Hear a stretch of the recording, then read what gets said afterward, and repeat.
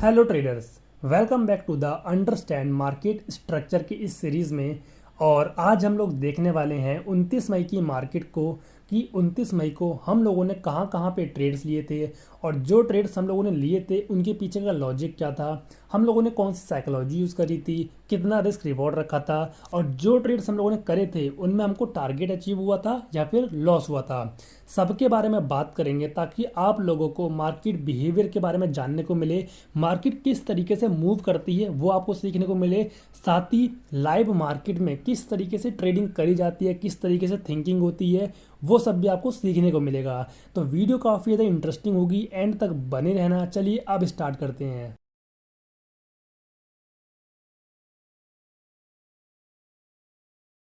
29 मई को हम लोगों ने ट्रेड किया था निफ्टी 50 के अंदर, क्योंकि निफ्टी 50 की आज थी एक्सपायरी। तो अगर हमको यहाँ पे मार्केट में मूव देखने को मिलता तो हमारे प्रीमियम बहुत तेज़ी से जंप करते हैं। बट उसी के साथ अगर मार्केट हमारा आज साइडवेज हो जाता तो हमारा प्रीमियम डीके भी बहुत तेज़ी से होता, जिसकी वजह से हमको लॉस भी हो सकता था। तो दोनों ही चीज़ें हमको सोच के हम लोगों को ट्रेडिंग करनी थी, इसीलिए आज हम लोगों ने निफ्टी 50 को कंसीडर किया। ठीक है, तो देखो यहाँ पे अगर हम लोग बात करें कि निफ्टी 50 में हम लोगों ने कितने ट्रेड किए हैं, हम लोगों ने टोटल 2 ट्रेड किए थे, एक ये वाला और दूसरा ये वाला, जिसमें से हमको एक स्टॉप लॉस हिट हुआ था और दूसरे में हमको टारगेट अचीव हुआ था। अब बात करते हैं कि इन ट्रेड्स के पीछे का लॉजिक क्या था। तो देखो सेम हर बार की तरह हम लोगों ने पहले कुछ लेवल्स को ड्रॉ किया, अपने सपोर्ट, रजिस्टेंस, ट्रेंड लाइन और काइंड ऑफ प्राइजेक्शन या पैटर्न वगैरह को देख लिया, जो कि हम लोग बड़े टाइम फ्रेम पे देखते ही हैं। ठीक है, जब भी मार्केट ओपन होने वाली होती है तो उससे पहले आप लोग 5 से 10 मिनट मार्केट को एनालाइज क्या करो कि मार्केट में हो क्या रहा है, चल क्या रहा है। ठीक है, तो देखो यहाँ पे मैंने भी क्या किया कि मार्केट ओपन होने से पहले कुछ लेवल्स को ड्रॉ कर लिया। अब कैसे लेवल्स, सबसे पहले मेरे सामने आ रहा था नीचे एक सपोर्ट लेवल, ये वाला। अगर मैं आपको दिखाऊं तो ये मेरे पास एक सपोर्ट लेवल था इस तरीके से। ठीक, अगर मार्केट इस लेवल के ऊपर ओपन होती तब हमारा ये सपोर्ट की तरह काम करता, अगर इसके नीचे ओपन होती तो यही लेवल हमारा एज ए रेजिस्टेंस वर्क करता। ठीक है, तो ये आ गया मेरे पास सपोर्ट लेवल। सेम ऐसे ही मेरे पास जो प्रीवियस डे था जो कि 28 में था, उसका हाई जो कि ये वाला लेवल था, ये हमारा आज काम करता एज ए रजिस्टेंस अगर मार्केट इस लेवल के नीचे ओपन होती। अगर ऊपर ओपन होती तो ये हमारा काम करता सपोर्ट की तरह। साथ ही ये प्रीवियस डे के हाई के साथ साथ यहाँ पे कुछ हॉल्ट्स भी थे। अगर आप लोग यहाँ पे ध्यान से देखोगे तो यहाँ पे हॉल्ट भी हैं, यहाँ पे मार्केट नीचे गिरा है, यहाँ से मार्केट नीचे गिरा है, तो ये हमारा एक अच्छा लेवल था। ठीक, उसके बाद ये लेवल्स को ड्रॉ करने के बाद में मैं थोड़े और बड़े टाइम फ्रेम पे गया, काइंड ऑफ चेक किया कि मार्केट में आखिर चल क्या रहा है, मार्केट आखिर बनाना क्या चाह रही है, बुलिश होना चाह रही है या फिर बियरिश होना चाह रही है। तो देखो जब मैंने बड़े टाइम फ्रेम पे मार्केट को शिफ्ट किया तो मुझे काइंड ऑफ कुछ ज़्यादा खास चीज़ दिखाई दी नहीं। यहाँ पे पिछले कई दिनों से मार्केट साइडवेज है, एक ही रेंज में मूव कर रही है, पहले की तरह मूव नहीं आ रहा। जैसे लाइक यहाँ पे आप लोग देख सकते हो कि गैप अप ओपन हो रही थी, मार्केट ऊपर जा रही थी, गैप अप ओपन हो रही थी, ऊपर जा रही थी, तो कुछ इस तरीके का मूव नहीं आ रहा फिलहाल। मार्केट कुछ टाइम कंसोलिडेट कर रही है, तो हमको छोटे छोटे स्कैल्पिंग मूव करके बाहर निकलना है, हमको कोई डायरेक्शनल ट्रेड नहीं करना है इसमें। ठीक है, तो ये देखने के बाद मैं सिंपली आ गया 1 मिनट के टाइम फ्रेम पे। 1 मिनट के टाइम फ्रेम पे हम लोगों ने वेट किया मार्केट ओपन होने का। ओपन होने के बाद में यहाँ पे हाँ निफ्टी 50 ओपन हुआ था, थोड़ा सा गैप अप थोड़ा सा नहीं है वैसे, थोड़ा बहुत सही है, ऑन एन एवरेज थोड़ा गैप अप ओपन हुआ था। गैप अप ओपन होने के बाद में डायरेक्टली निफ्टी 50 ऊपर चला गया।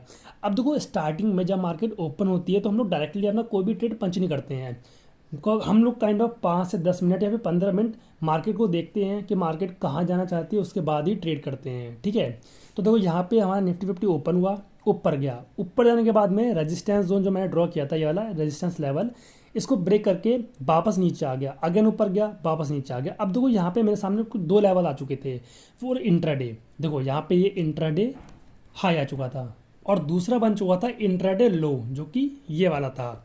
अब ये तो छोटे छोटे लेवल्स ही मुझे हेल्प करते स्कैल्पिंग करने में। कैसे, क्योंकि देखो यहाँ पे जो इंट्राडे हाई होता है ये हमारा काम करता है रेजिस्टेंस की तरह। तो अगर इंट्राडे हाई हमारा ब्रेक होता है, कोई पुल बैक आता है, तब हम लोग अपना लॉन्ग साइड का ट्रेड कर सकते हैं। सेम ऐसे ही अगर इंट्राडे लो ब्रेक होता है तो एक पुल बैक पे हम लोग काइंड ऑफ अपना शॉर्ट साइड का ट्रेड कर सकते हैं। तो ये 2 लेवल मेरे पास आ चुके थे। अब मुझे वेट करना था किसी एक लेवल के ब्रेक होने का, तो सिंपली मार्केट ने ब्रेक डाउन दे दिया नीचे के साइड में। देखो आप लोग देख सकते हो यहाँ पे इंट्राडे लो का ब्रेक डाउन आया। अब देखो हम लोग डायरेक्टली ऐसे किसी ब्रेकआउट पे या फिर ब्रेकडाउन पे एंटर नहीं करते, हम लोग बेसिकली वेट करते हैं किसी पुल बैक आने का। पुल बैक आने के बाद में कोई अच्छी कैंडल आती है तब हम लोग अपनी एंट्री बनाते हैं। तो देखो यहाँ पे ये ब्रेकडाउन आया, मार्केट थोड़ी देर कंसोलिडेट किया यानी कि पुल बैक आया। पुल बैक आने के बाद में वापस मार्केट नीचे आना शुरू किया, और उसके बाद अगर आप लोग यहाँ पे ध्यान से देखोगे तो यहाँ पे मैंने लगा रखे हैं दो EMA, 9 एंड 15 EMA। ब्लू वाला जो ये लाइन है ये है 9 EMA, और जो ब्लैक वाला है ये है हमारा 15 EMA। जब भी 9 EMA ब्लैक EMA को क्रॉस ओवर करता है यानी कि ट्रेंड चेंज हो रहा है। तो देखो करेक्ट इस पॉइंट पे हमारा जो 9 EMA है वो ब्रेक करके नीचे आ रहा है, यानी कि अब जो ट्रेंड है वो डाउन साइड का हो चुका है, ऊपर से यहाँ पे ब्रेक डाउन भी आ चुका है। तो अब हमारे लिए एकदम एकदम ईजी हो चुका है कि हम लोग अपना ब्रेक डाउन का ट्रेड कर सकें, शॉर्ट साइड का ट्रेड कर सकें, क्योंकि हमारे पास यहाँ पे कन्फर्मेशन आ चुके हैं। अब मुझे वेट था बस एक अच्छी कैंडल आने का, जो कि ये वाली थी। अगर आप लोग यहाँ पे ध्यान से देखोगे तो यहाँ पे ये ब्रेक डाउन आया है, एक पुल बैक आया है, पुल बैक आने के बाद में अगेन मार्केट में मूव आया है। तो यहाँ पे देखो एकदम परफेक्ट फुल बॉडी कैंडल, या फिर काइंड ऑफ कह सकते हैं बिग बार कैंडल, जो कि प्रीवियस कैंडल के मुकाबले बड़ी है। ठीक है, इसीलिए यहाँ पे ये बिग बार कैंडल भी हम लोग उसको कह सकते हैं। तो इसकी क्लोजिंग पे मैंने अपनी एंट्री बनाई थी शॉर्ट साइड के ट्रेड के लिए। सेम कैंडल हाई का मैंने स्टॉप लॉस रखा था, क्योंकि यहाँ पे मेरा 9 एंड 15 EMA का सेटअप भी बन रहा था। इस सेटअप में बेसिकली होता क्या है कि जब भी मार्केट में कोई मूव आता है, लाइक ये वाला मूव आया और फिर पुल बैक आता है, और पुल बैक आने के बाद में 9 EMA को क्रॉस करके या टच करके कोई फुल बॉडी कैंडल या फिर छोटी विक वाली कैंडल या फिर बिग बार या फिर काइंड ऑफ कह सकते हैं रिजेक्शन कैंडल बनती है, तब हम लोगों को एंट्री बनानी होती है। और सेम कैंडल हाई का और लो का ऐसा लगाना होता है। तो सेम मैंने भी यहाँ पे कैंडल हाई का स्टॉप लॉस रखा, यहाँ पे मैंने अपनी एंट्री बनाई। मिनिमम मैं काम करता हूँ 1:3 के टारगेट पे। अगर मार्केट अच्छी मूव करती है तो मैं अपना टारगेट बढ़ा भी लेता हूँ। तो देखो यहाँ पे मैंने मिनिमम 1:3 का टारगेट रखा था। ये टारगेट लॉजिकल नहीं है, मैं अपने मुंह से ही कह रहा हूँ, ये टारगेट लॉजिकल नहीं है। क्यों? क्योंकि नीचे यहाँ पे एक सपोर्ट लेवल भी है, तो हो सकता है कि मार्केट मेरे टारगेट पे आने से पहले ही इस सपोर्ट से ऊपर चले जाए। ठीक है, तो मुझे यहाँ पे स्टॉप लॉस लेना मंजूर है, बट यहाँ पे मैं अपना प्रॉफिट बुक नहीं कर सकता हूँ, क्योंकि यहाँ पे मेरा रिस्क रिवॉर्ड ख़राब हो जाएगा। इसीलिए मुझे पूरा मिनिमम 1:3 का टारगेट चाहिए ही। या तो मैं इसको कॉस्ट टू कॉस्ट भाग कर दूंगा, या फिर मिनिमम 1:3 लेके ही निकलूंगा। तो जो हमारा पहला ट्रेड था, इसमें हमारा हमको स्टॉप लॉस हिट हो गया, मार्केट यहाँ से रिवर्स हो गया और हमको स्टॉप लॉस दे दिया। तो पहले ट्रेड में हमारा स्टॉप लॉस हिट हो गया था। मैंने आपको लॉजिक कंप्लीट बता दिया है, रिस्क रिवॉर्ड हम लोगों ने कितना रखा है, लॉजिक क्या थी, सब मैंने आपको बता दिया है। अब बात करते हैं दूसरे ट्रेड की। तो देखो यहाँ पे मार्केट थोड़ी देर कंसोलिडेट किया, ऊपर गया, हम लोगों ने कोई भी ट्रेड नहीं किया। फिर मार्केट अगेन नीचे के साइड में मूव करना शुरू कर दिया। अब देखो यहाँ पे फिर से एक मूव आया है। अब मूव आने के बाद में स्लो बाइंग आ रही है, यहाँ पे धीरे धीरे मार्केट ऊपर जा रहा है, यानी कि मार्केट ऊपर जाना ही नहीं चाह रहा है। यहाँ पे आप लोग सेलिंग देखो कितनी फास्ट हुई है, तेज़ी से गिरा है। उसके बाद बाइंग देखो, मल्टीपल टाइम मार्केट में ग्रीन कैंडल आई है, बट मार्केट यहाँ से ऊपर नहीं जा पा रहा है, तो यानी कि मार्केट नीचे जाना चाहता है। तो सिंपली हम लोगों ने वेट किया एक मूव आने का, पुल बैक आने का। पुल बैक आने के बाद में फिर से एक 9 EMA को क्रॉस करके या टच करके एक फुल बॉडी कैंडल या फिर रिजेक्शन कैंडल या बिग बार कैंडल आने का। तो देखो यहाँ पे भी हमारे सामने 9 EMA को क्रॉस करके एक फुल बॉडी कैंडल आई है। इसकी विक बहुत छोटी छोटी है। इसके लो पे मैंने अपनी एंट्री बनाई, सेम कैंडल हाई का स्टॉप लॉस, मिनिमम 1:3 का मैंने टारगेट रखा, जैसा कि मैंने आपको बताया भी था। और यहाँ पे हमको टारगेट अचीव भी हुआ था, कंप्लीट 1:3 मैंने यहाँ पे कैप्चर किया एंड देन हमने ट्रेड एग्जिट किया। इसको मैं होल्ड करता, लेकिन मैंने होल्ड इसलिए नहीं किया क्योंकि नीचे जस्ट यहाँ पे सपोर्ट लेवल था, तो हो सकता था कि मार्केट सपोर्ट लेके ऊपर चले जाए और मेरा जो प्रॉफिट है वो सारा लॉस में कन्वर्ट कर दे। इसीलिए मैंने अपना प्रॉफिट यहाँ पे बुक कर दिया। उसके बाद हम लोगों ने अगेन वेट किया कि कोई मूव आता है, उसके बाद हम लोग ट्रेड लेंगे। तो यहाँ पे देख सकते हो आप लोग, कोई भी मूव नहीं आया। उसके बाद यहाँ पे 3 बजे के बाद में एक बहुत अच्छा मूव आया था अप साइड में, बट मैं 3 बजे के बाद कोई भी ट्रेड नहीं लेता हूँ, भले कितना भी अच्छा मूव आए, मैं ट्रेड करता ही नहीं हूँ। इसीलिए यहाँ पे मैंने कोई भी ट्रेड नहीं किया। जो ये मूव आया है, इस पूरे मूव को मैंने कहीं पे भी कैप्चर नहीं किया, थोड़ा सा भी प्रॉफिट नहीं बनाया है। मैंने केवल 2 ही ट्रेड करे हैं, जिनमें हमको एक स्टॉप लॉस हुआ है, एक में हमको टारगेट मिला है। ठीक है, तो मैंने आपको कंप्लीट बता दिया, लॉजिक, साइकोलॉजी, रिस्क रिवॉर्ड सब कुछ मैंने आपको एक्सप्लेन कर दिया। अब वीडियो में जाने से पहले मैं आपको एक चीज़ और बताता हुआ जाता हूँ, जो कि आपको ट्रेडिंग लाइफ में काफ़ी ज़्यादा हेल्प करेगा, इम्प्रूव करेगा। लाइक जितने भी लोग स्कैल्पिंग करते हैं या फिर जो भी लोग ट्रेडिंग करते हैं और जो लोग बड़े क्वांटिटी में ट्रेड करते हैं, लाइक 1000 क्वांटिटी, 2000 क्वांटिटी, 3000 क्वांटिटी, इस तरीके से जो बड़ी क्वांटिटी में काम करते हैं उन लोगों को पता होगा कि हम लोग एक बार में इतनी ज़्यादा क्वांटिटी को बाय या सेल नहीं कर सकते हैं। अब क्यों नहीं कर सकते हैं? क्योंकि एक्सचेंज जो हमारे हैं एनएससी बीएससी, उन लोगों ने कुछ लिमिटेशंस लगा रखी हैं। लाइक अगर मैं आपको लिमिटेशंस की बात बताऊं तो लाइक जो बैंक निफ्टी है, बैंक निफ्टी में हम लोग 900 क्वांटिटी को एक बार में या तो बाय कर सकते हैं या फिर सेल कर सकते हैं। अगर हमको 1800 क्वांटिटी में ट्रेड करना है तो हमको अपना ऑर्डर 2 बार पंच करना होगा।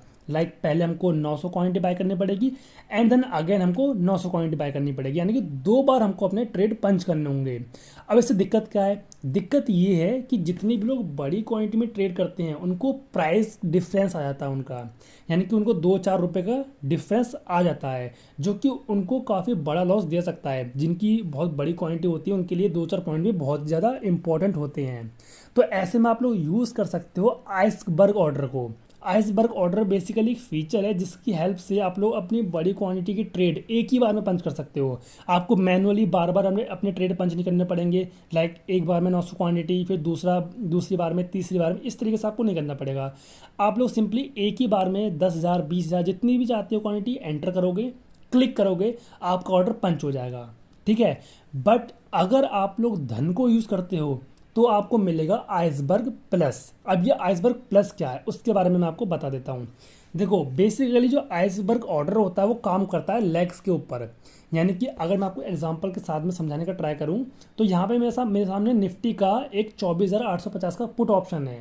अब मुझे इसको बाय करना है। अब बाय करना है मुझे बहुत ही हैवी क्वांटिटी, लाइक 75,000 क्वांटिटी मुझे बाय करनी है। यहाँ पे देखो 1,000 लॉट मैंने डाला, 75,000 क्वांटिटी आ गई। तो देखो यहाँ पे मैं एक बार में इसको बाय नहीं कर सकता हूँ, तो धन ने मुझे क्या करके दे दिया, यहाँ पे कन्वर्ट कर दिया इस ऑर्डर को आइसबर्ग ऑर्डर में।